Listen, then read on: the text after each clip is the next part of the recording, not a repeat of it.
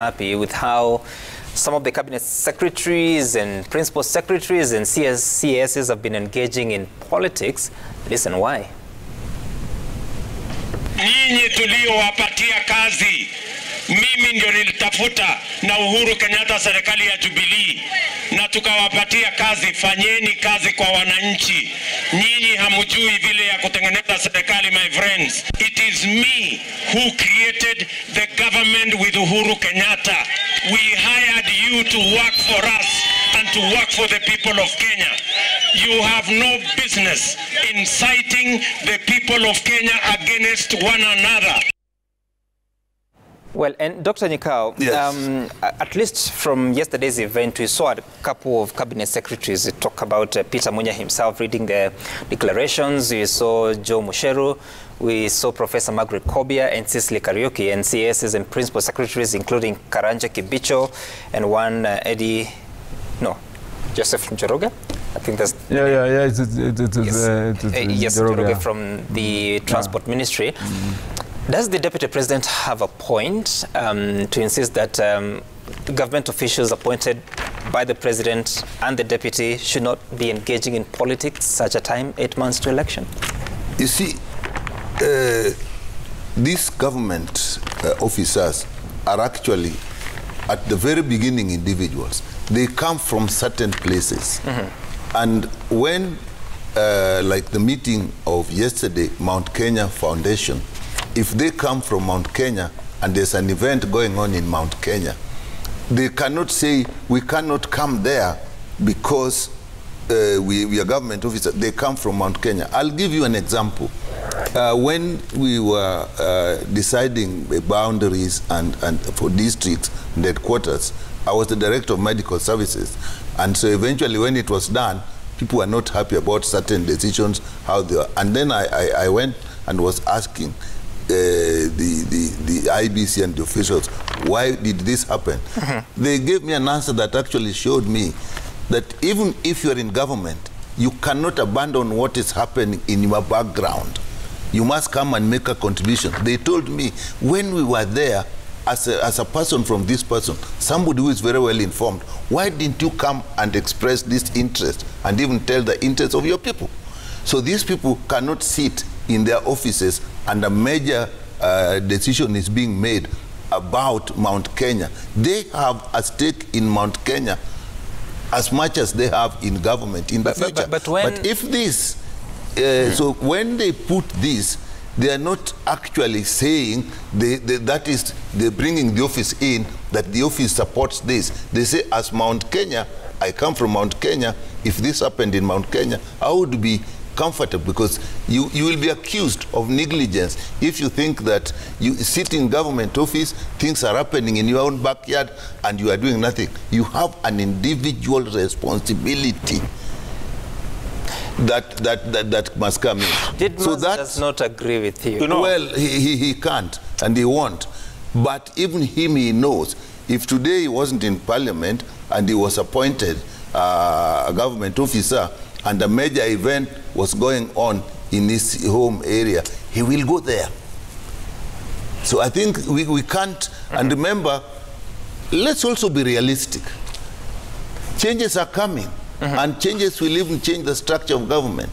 You cannot say you don't want a say in that. In fact, you should guide your people that the way governments work, it is better if we do this, we do this, we do this. You are actually still helping the government, if not this one, but even of the future.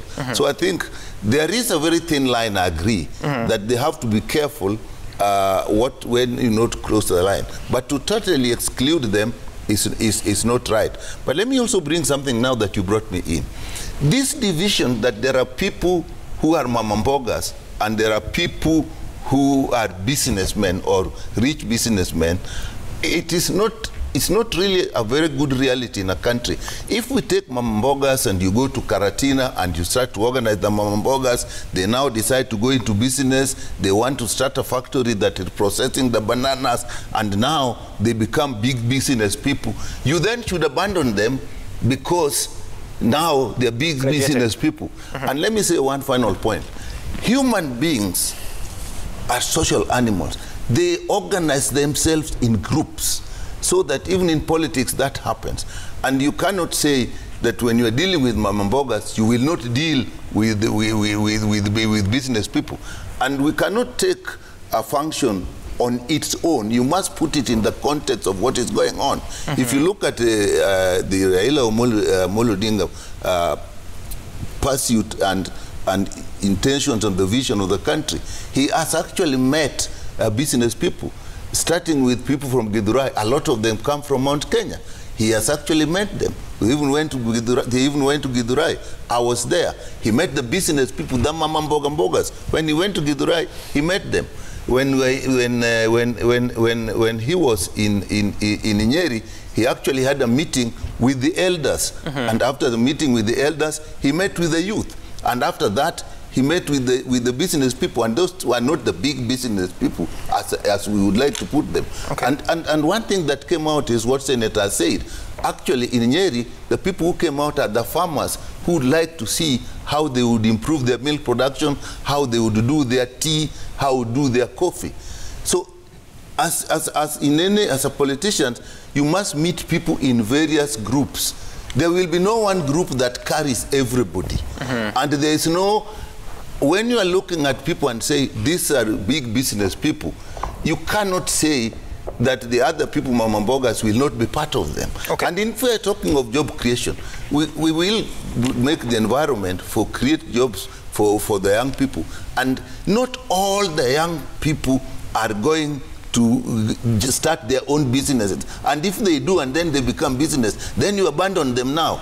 So and this business they start will actually, some will be employed, some will start their own businesses. So you must have the old people, and any individual event, you must see it in the context of the whole. All right, and Didmas, because your team has been very consistent on calling out agencies or officers that they feel are doing what they shouldn't be doing, or this by perception, it's rightfully so, including the call that CJ Kome should not continue chairing a forum that is working on the preparedness for elections. Of course, that forum, the invitation letters were sent by PS Karanja Kibicho. But if the Mount Kenya Foundation meeting was called to endorse William Ruto, would the story be different, even as you reflect on the role of these senior government officials within the political action of 2022? First, I must say that I'm very embarrassed from the statement that Dr. Nyikala has made about civil servants being allowed to play politics. A person of his experience having been at That's not what I say. Let me finish, give me time. The laws of this country doesn't allow a civil servant to engage in politics. When National Assembly is vetting suitable Kenyans for those appointments, the first thing that we look at is resignation from a political party. If the person has not resigned from a political party, we cannot proceed to process the suitability for appointment of that person. Kenyans are in their own wisdom chose that CSS and the PSS must be technocrats, they should not be politicians. They had very good reason about that. When we were drafting the Elections Act, it was very clear that any Kenyan who is currently a civil servant intending to participate in politics, there is a timeline that is provided upon which they are required to resign from office, because when you are a civil servant, you serve everybody. So, Dr. James Nyikala, I think I respect you. You are a man with a reputable education, but this one, you are very wrong. You shouldn't be saying things when it's convenient. And lastly, I also want to appreciate the kind comment that you've made about really the need to support these SMEs, small business people. And I hope that you are going to tell your party leader in next year when he loses to William Ruto, you should not begin to disrupt these businesses by vandalizing them and rendering them we'll jobless. come to that. What do you mean with that? Have you seen the party leader vandalize businesses? Yeah, you know, in 2017, the people who suffered were mamambokas. Their businesses were interrupted. They were demonstrating everywhere on roads, swearing themselves in, not recognizing the legally elected government.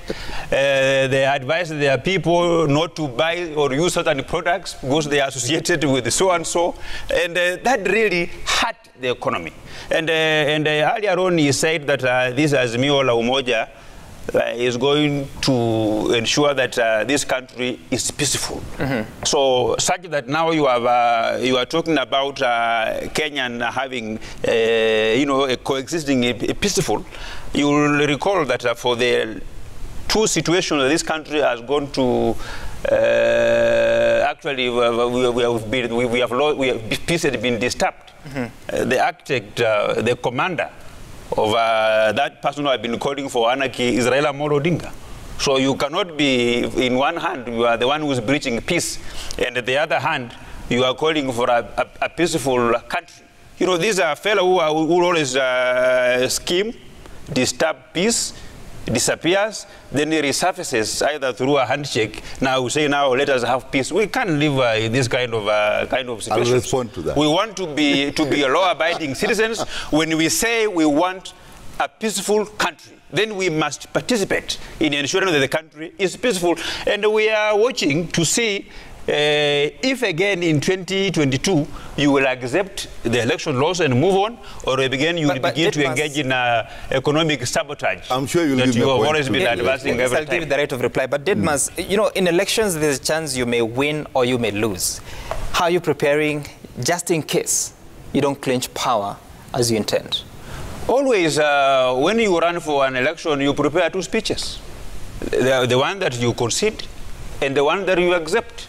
That is a tradition. I mean, Honorable Senator Matangi will tell you that when you go to an election, two things will happen. Either you win or you lose. And when you lose, you support the person who has won. If you have got good ideas which you thought are helpful to the country, present them. There are very many. Every Kenyan has an opportunity to present to petition Parliament or any particular office that I think A, B, C, D is good if the government implements it.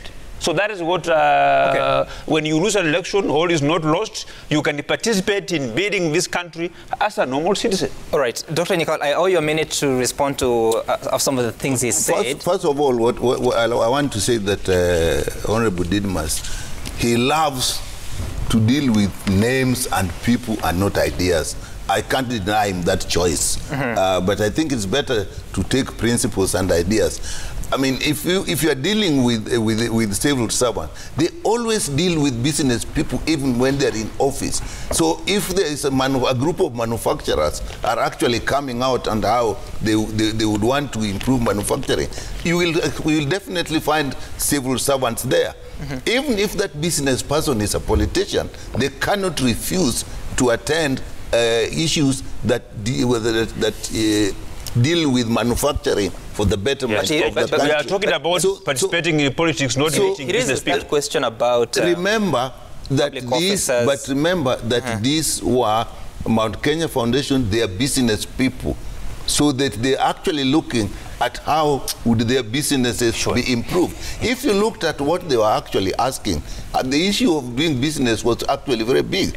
And I think when you are going to do business, you must, areas like manufacturing, you will need people with expertise. And a lot of people with expertise are actually in government. If you say that you go to Nyanza and you are going to talk about fisheries, and even if it's in a political expert, and you do not expect, say PS in fisheries to go there and advise on how the best way to do that. But when that question, Dr. Nyikal, is very specific on an endorsement of a candidate, do you have a problem with that? Actually, what they said, the vision you have, we support.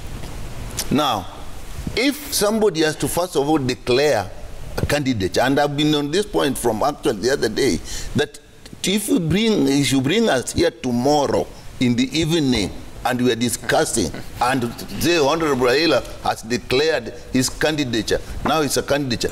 All the context of the discussion will change. So you cannot push me. All right. We're running out of time, and Senator Matangi has been pretty quiet. But there's one thing. You have not answered the question. The question is, no, there's one thing that has to come. But one thing he has said, to say that Honorable Raila is the master of all violence, I think that is unacceptable, and you asked a correct question, did you see? And it was not just the Manambogas. There was political problem. Even banks were closed. Okay, all right. We'll deal with that later on. But one, Wafula Chebukati, the chairman of IBC, spoke yesterday about two critical things on registration of voters, but also the deadline that is today. Listen. The National Treasury has written to us and giving us an additional sum of 8 billion, as part of which then we shall use, once it goes through the supplementary one process in Parliament, that's the money we are going to use. Aspirants cannot participate in fundraising either by themselves or proxies within 8 months to the election being 9th December 2021. The import being to cap aspirants from influencing voters by donating funds and monies for support. I want to assure again this gathering that as a commission we are on top of things. We are procuring materials for elections. There are a few challenges with litigation, but most of them have been being procured.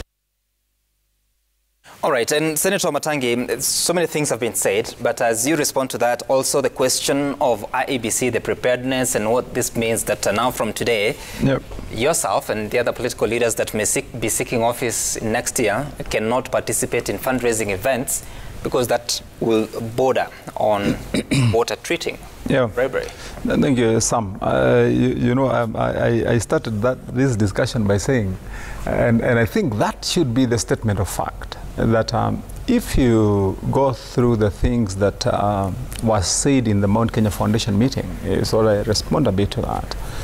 That's why I started by saying that those gentlemen could only have attended that meeting in the individual capacity, because the things they were saying are not about state, neither are they about their functions or their work as cabinet secretaries.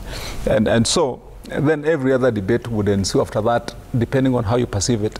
And Sam, I believe then finally, if we have to address these issues, then we have to sit down as Parliament and amend many laws and open them up and decide that this can be done and this cannot be done. You know why I say that? Because the way we have been operating as politicians, not exclusive to one side, is with a mantra that you would say that is adopted mostly by activists, that no one has ever been jailed for breaking the spirit of the law, you know, because if you look at and we end up adopting this attitude that a man has to do what a man has to do, because, given the circumstances. If you look at, for example, take two laws, and I've seen what my two colleagues are saying there, but take two laws, for example, the Elections Act and the Political Parties Act, and then you would ask yourself, between the two sides, for example, if you had to look at this particular case, how would we say we have been true to the law? If, for example, then we would distill that appearance by those cabinet secretaries in that meeting, and indeed then fault the letter of the law, that they're not supposed to have appeared in those particular meetings, indeed, because if it was strictly applied, then it would be so. Notwithstanding the fact that Dr. Nyikal has given, and that is why I said they can only appear. And I agree with you, Dr. that then when it comes to business outside the cabinet, then you could go and participate. But that is why we also have to define that the line is extremely thin.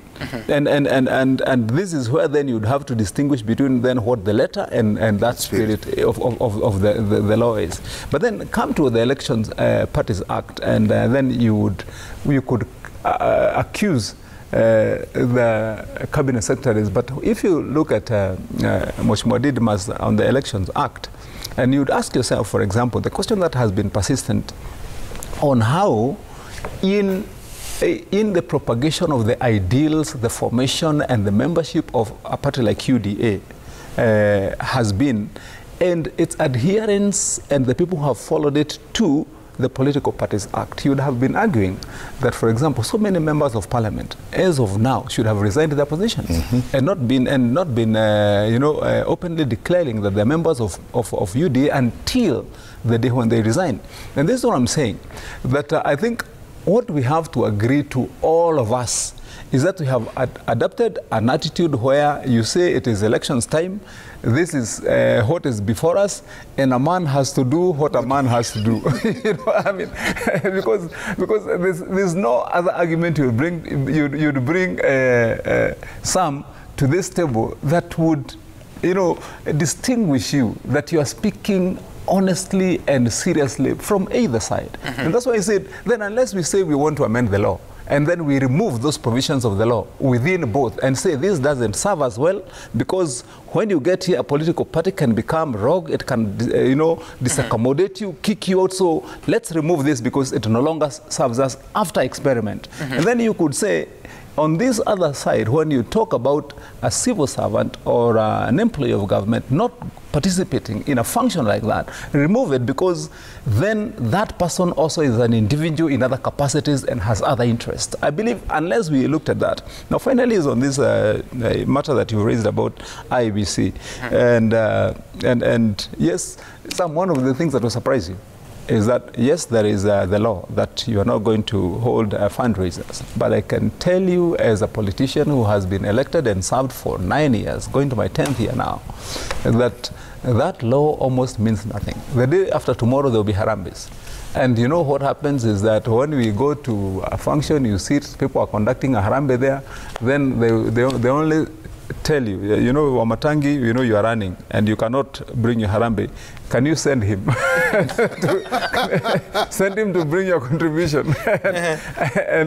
and actually, many politicians who want to participate, what they do haven't said they are either by themselves or by proxy. They are not allowed. I mean, you go to a harambe with your PA and your relative and your friend, and they know that when my PA takes 100,000 there, it is my contribution. It's only that I have not contributed. Right.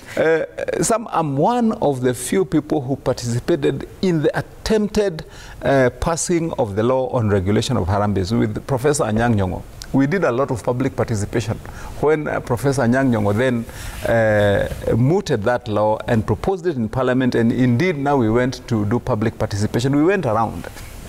And I can tell you the spirit of the people around there is that they embrace harambes. They want harambes because this is how people have learned to live all the way. I believe the mischief we've been trying to cure in proposing this 8-month deadline can be cured if people were not corrupt themselves. Okay. Because if you are clean and then you are saying that you have gone to participate in a process about somebody's fundraiser because they are sick and they're whatever, and it is genuine to that cause, then you'd be able to, you can be able to do it. Okay. But otherwise, as it is right now, I believe the law is fair in the way it is because it allows those that don't have to participate equally with those that have. We need to finish because we're out of time. But Didmas, your campaign has been very heavy on gifting the people that you find wherever you go. So now after today, what's the strategy? We are going to obey the law. We, as in UDA, we are stickler to the laws. And contrary to what Honorable Senator Matangi said about us advancing the ideals of a different political party, UDA was formerly PDR, Party of Development and Reforms, which is a sister Jubilee party. We have a coalition, pre-election coalition agreement with the Jubilee party, and they only changed its name from PDR to UDA. So we are within the coalition, the armpits of Jubilee coalition. We're not breaking any law. And that's misleading. I mean, you belong to a political party as a member. If you associate with a different political party, you're no longer pursuing the interest of I have told you. your primary party. I have told you. That's a coalition. I have told you, UDA was formerly PDR. We have a coalition agreement with the Jubilee Party. So we are not advancing the ideals of a different party, unlike a few of my colleagues who have openly associating with the ODM, a party that we have no coalition agreement. Just to comment something about the election preparedness, election is a process, not an event. And a process, a process is made up through policies, regulations, legislations, which I think we have done very well as a country. What will happen in next year is a very simple event where a Kenyan goes into a polling center or station and votes for whoever he or she feels is the best choice, and that is it. But in terms of how that person is identified, what happens, how is the counting done, there are already regulations that guides on how this process is done. So to me, the IEBC is prepared to have these elections. And lastly, I want to ask the head of civil service that if there will be any civil servant who will attend tomorrow's ODM meeting in Kasarani, they should be disciplined. Okay. There is no sugarcoating about that. The fact that somebody else has already broken the law, it doesn't therefore give a blanket cover that civil servants will continue to participate in election processes. Dr. James Nkal, because I have just less than a minute, so your comment about the deadline that is today on Harambes, so now what changes in how people are managing their campaigns? It is actually the law, and as Honorable Mwatangi has said, the law is there, he is right, and I actually believe in that law. But the reality of it is that people will still try to go ground it. Now that will depend from person to person. And as I said, there's the pressure on elected people or people who are running for offices. But the law is there, and I think it's right. But it demonstrates one thing, that you can have statutes, you can have the law, but if the environment in which the law is being implemented is discordant with what the people believes are, their ethics are, and so on, it will be very difficult. So when we look at the ills that come with the Rambes in terms of politics, we must first go and actually educate the people, sensitize the people, the harm that it has in politics. Because you must remember, when Harambee came in the 1960s, it was a very noble idea. So we have put the law, but we have not gone back and say, okay, the noble idea has metamorphosed in terms of politics to a point where it is harmful. We as people, we need to change that, our attitude, and then we can then be in line with the law. All right, and I want to conclude by reading Political Parties Act of 2011, Section 14, subsection 5. A person who, while being a member of a political party, A, forms another political party, joins in the formation of another political party, joins another political party, or D, in any way or manner publicly advocates for the formation of another political party or promotes the ideology, interests, or policies of another political party shall, notwithstanding the provision of subsection 1 or the provisions of any other written law, be deemed to have resigned from the previous political party. But there is subsection 6 that says, subsection 5, D and E, that talks about in any manner publicly advocates for the formation of another party or promotes the ideology, interest of another, or policies of another party, shall not apply to a member of a political party in relation to the common objective or coalition. And I think that's what Didmas Baraza is hiding behind. What I don't know, and maybe Senator Wamatangi would help if he had the time, is whether the ideologies of UDA are consistent with the objectives of the Jubilee coalition. Maybe just in a passing shot, if you like, Sam, I think the cure for this, and this would be my position if I was to come back to Parliament, but I'll be looking for other positions, not Parliament maybe this time. But I would be urging those who will be there, let's revise some of these laws, because after practicing them, it has come out that there are areas where they would grossly mismatch with what the reality is. And finally, what ends up happening is you find that people without want will end up breaking that law. So I believe because we have, we put that law to try it and see whether we can achieve what we wanted to. It was after when people are being called a political prostitutes, if you remember, Sam. And then it's just like what has happened with IBC. Let me conclude with that. On jumping ship once you have failed in nominations. That had also been put to try and bring some semblance of sense that you can adhere to one political party's ideals.